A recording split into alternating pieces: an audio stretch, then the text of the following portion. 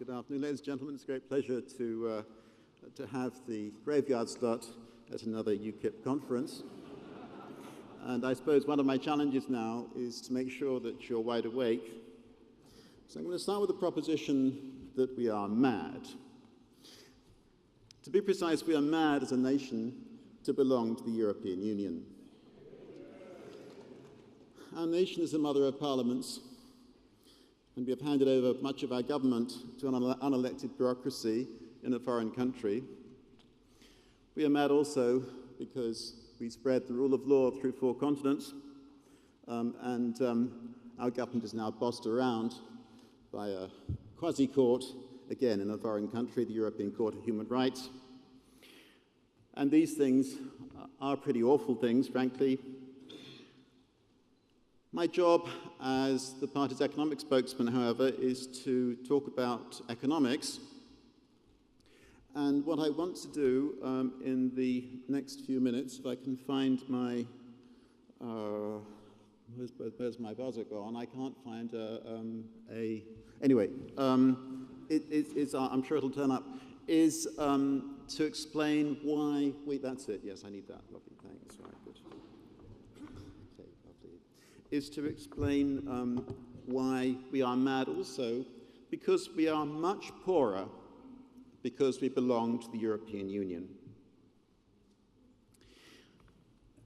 Ladies and gentlemen, if we win the economic debate, I think we have won 90% of the debate for our country in leaving the European Union, and I see my job very much as trying to win the economic debate. Last year, I produced this exercise on the cost of the European Union. I propose to do it, I hope it's not for a lifetime, but at any rate, while this debate is going on, so that the public is aware how much our membership is costing us, and we're getting closer and closer to. This year, by the way, I have raised the estimate of the cost of our membership, and I think whereas last year I said the cost was about 10% of national output, I think it's now about 11%, roughly a ninth of what we produce each year. And in a sense, what I'm doing is measuring how crazy we are as a nation to be involved with the European Union. There are different types of cost. And as you all know, and as I said, I am an economist, not a comedian, so there we are. And I've got to be serious the next few minutes and run through some of these things. The part of the cost, the taxes that we pay to the British government, which then pays to EU institutions. And then there's the costs of regulation, regulations that stop people and companies making things so that we are less well off. There's also, I'm an economist, resource misallocation. There are tariff barriers that mean that we buy things at the wrong prices, and we're therefore too high prices. We're worse off because of that. Become very important in the last few years. The cost of lost jobs. I'll be running through that at some length later on in the talk. Jobs displaced, jobs lost because of immigration. There's also waste, fraud, and corruption. You know, the waste of fish discards and things like that, and then there are what I call the miscellaneous insults, like the fines from the European Court of Justice, and then the use of our health system and our benefit system by foreigners who haven't contributed to them. Now, what one tends to find in these discussions is that the other side tends to focus on the first item. You know, these payments, we pay tax to the British government, and they then make some payments to EU institutions.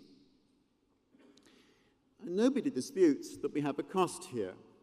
It's about 1% of GDP. You can discuss it. It's quite complicated working out exactly what it is. That is only one part, and a relatively minor part, of the overall picture. Nowadays,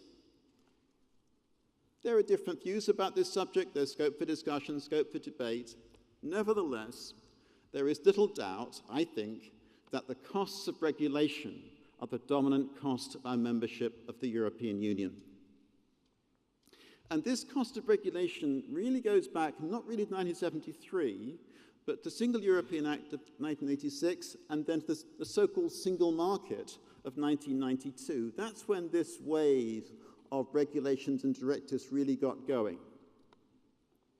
And it's these things, the cost of regulation, the cost of resource misallocation, the cost of lost jobs, the waste, the fraud, the insults, I estimate they're about 10% of our national income. So the other 1%, that gives us our 11%. And in the publication, I've broken this down into somewhat more detail. Look, this is a difficult subject. It's a controversial subject. I put in fractions here. I don't have any illusion that I'm exactly right. What I am totally confident of is that anybody looking at this subject in an impartial, objective way could only reach the conclusion that our membership of the European Union damages our economy and makes us worse off. I have no doubt about that conclusion at all.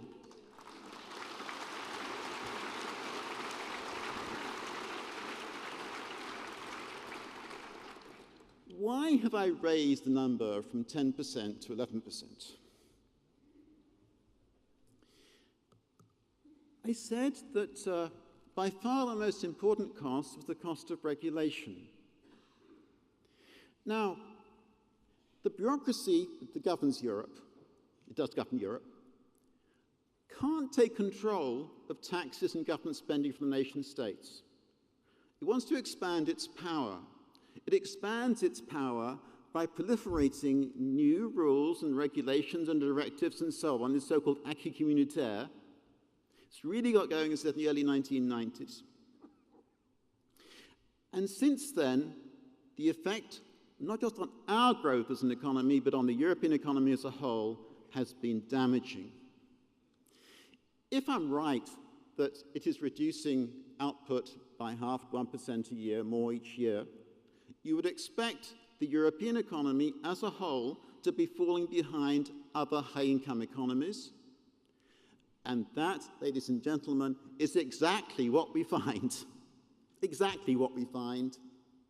Can I just say before I move on that there are a lot of politicians, conservative politicians and others, including, I'm afraid to say, Margaret Thatcher, who was deluded by this phrase, the single market. The single market and the regulations are one and the same thing. All right? And let's just be clear about, I said, if it were true that this were damaging the economies, not just of our nation, but also of the whole of Europe, we should see the European Union falling behind the rest of the advanced world. This shows you the rates of growth of output in the Eurozone, easy to get the figures from the IMF, and then other non-European advanced economies. Yeah, there it is. The growth in America, Canada, Australia, Singapore, Hong Kong, they're richer than us now, by the way, is actually higher than in Europe. The future, I'm talking about 20 years ahead, well, we just will keep on falling behind. Now, we must, anyway. This is a part of a much larger argument. As I said, I see my job as economic spokesman as to present the facts and figures, to win the debate. I did this last year. Some people think this is the same. No, it's a little bit different. It's the 2013 edition. It's down in the basement, by the way. Please take copies. I've got 5,000 at home. There are 2,500 here. There were 2,500 here. Please take them. I don't see any of them when I leave tomorrow. I'll also be, for people who want to ask me questions, I'm having a fringe meeting at 4 o'clock this afternoon. Now, in the conference last year, I said that it would be nice if there was some kind of reply from the other side. I really do want a serious debate about the subject. I mean, I know that we're going to win, but I would like to get a serious reply from the other side, and I'm afraid that hasn't happened. And I'd just like to show you in the next couple of slides, in a way, how unfair British politics has become. It would be very nice if the Labour Party, the Conservative Party, Lib Dems could produce some decent research documents. I think mine's a decent research document. I'm biased, but I think it's pretty good. And I'd like to see them produce. They have lots of public money to pay for decent research. Look at this. Last year, the Labour Party received £6.6 million from the British taxpayer. That's the payments made to other parties. UK Independence Party, nothing. We are the party changing British politics. We don't need any state money to change British politics, do we? This is wrong. It's totally wrong. What does the Labour Party do with £6.6 million? They produce decent research documents. There is no research in the Labour Party. It's the effect of having a sort of decade of sound bites and spin from Blair and Mandelson and Gordon Brown and the rest of them. Nevertheless, there have been some comments on these topics from the other side, of putting it in very large terms. And I've got one page in my document which deals with what I call Europhile howlers. I suppose at the back you probably can't read this. Let me just tell you about one such howler. I mean, and this is incredible, you know?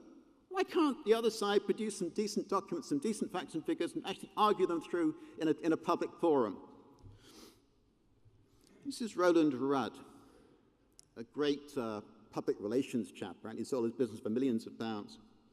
He had a letter in the Daily Telegraph earlier this year, effectively trying to push Tony Blair as president of the European Union. And he said there that the cost of our membership was about 1% of GDP. That's quite right. It's about 1% of GDP. I accept that. Now look, he also said that this was £15 per person, following, by the way, the Polish foreign minister.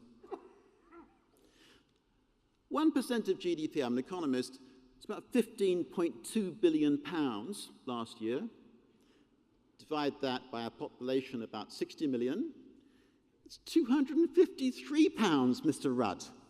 You are wrong by 94%.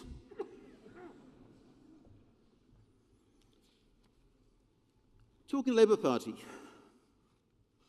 Remember that Tony Blair in 2003 decided that Britain should open its economy, its labour market, to workers from Eastern Europe.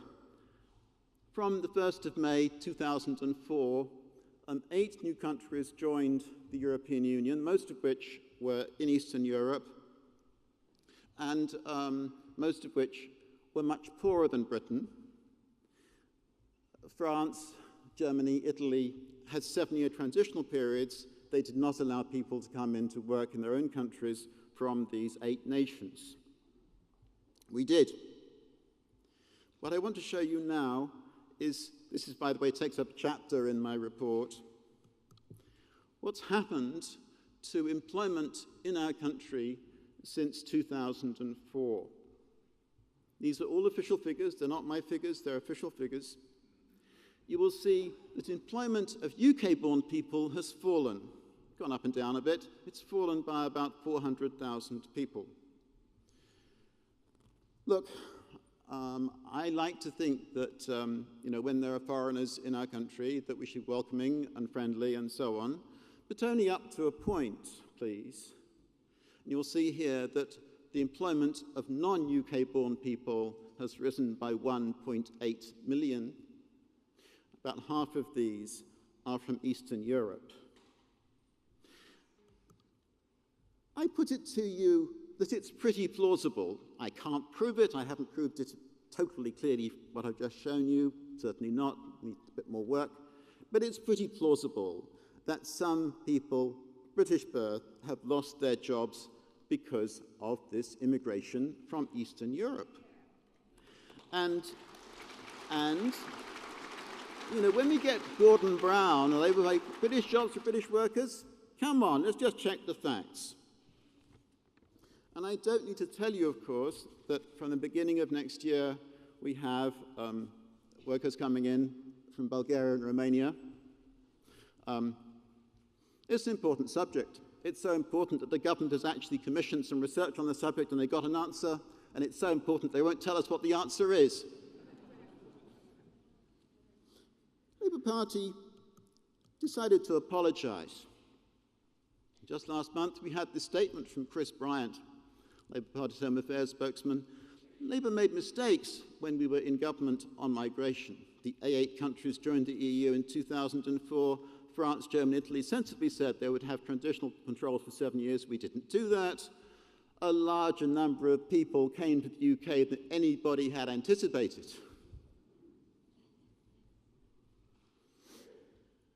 Well, did he really mean it? This was something that appeared in the Daily Telegraph about 4 years ago. According to this chap, Andrew Nether, who'd been advising Tony Blair, this was deliberate. They wanted to rub the right's nose in diversity. He said Labour's relaxation of controls was a deliberate plan to open up the UK to mass migration, but that ministers were nervous and reluctant to discuss such a move publicly for fear it would alienate its core working class vote. So now you know.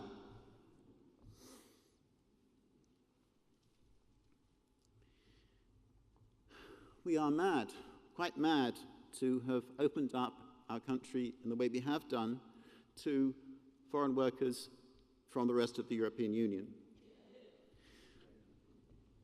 Yes, there is immigration from the rest of the world.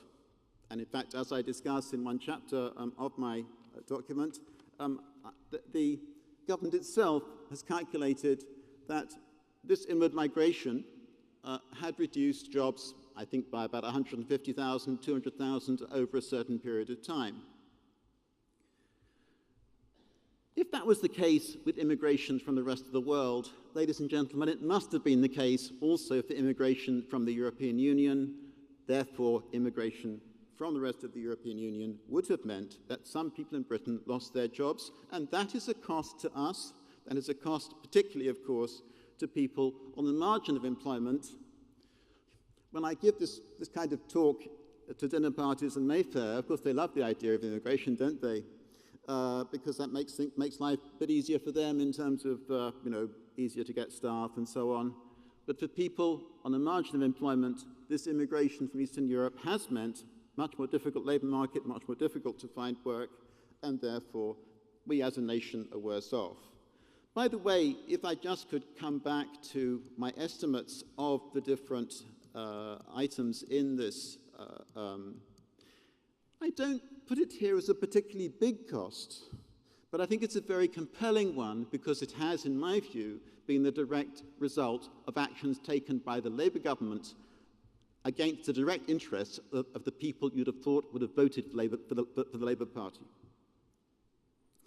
Okay, let me then move on to, I'm going much more quick than I expected, Louise. I'm not sure, I see I've still got a green light.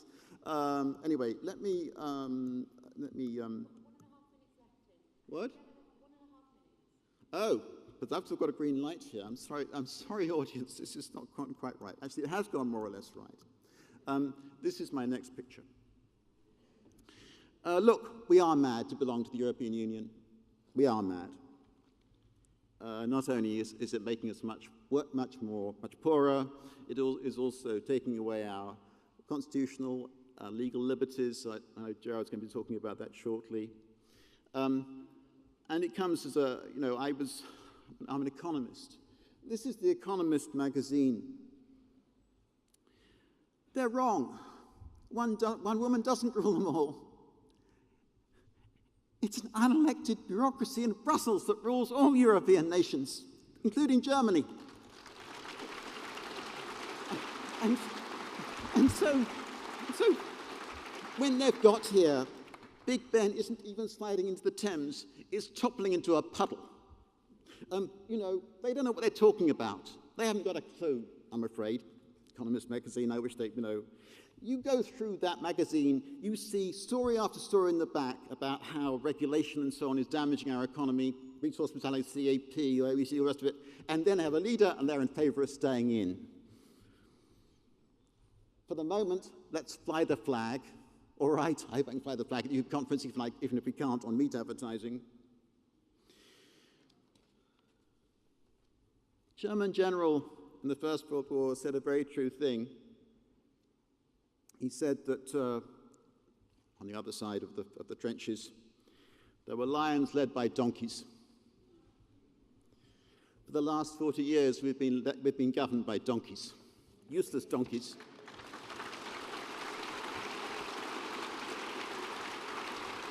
Donkeys in the lib-lab con. Ladies and gentlemen, lions of the UK Independence Party, we must leave the European Union. Thank you very much. Thank you.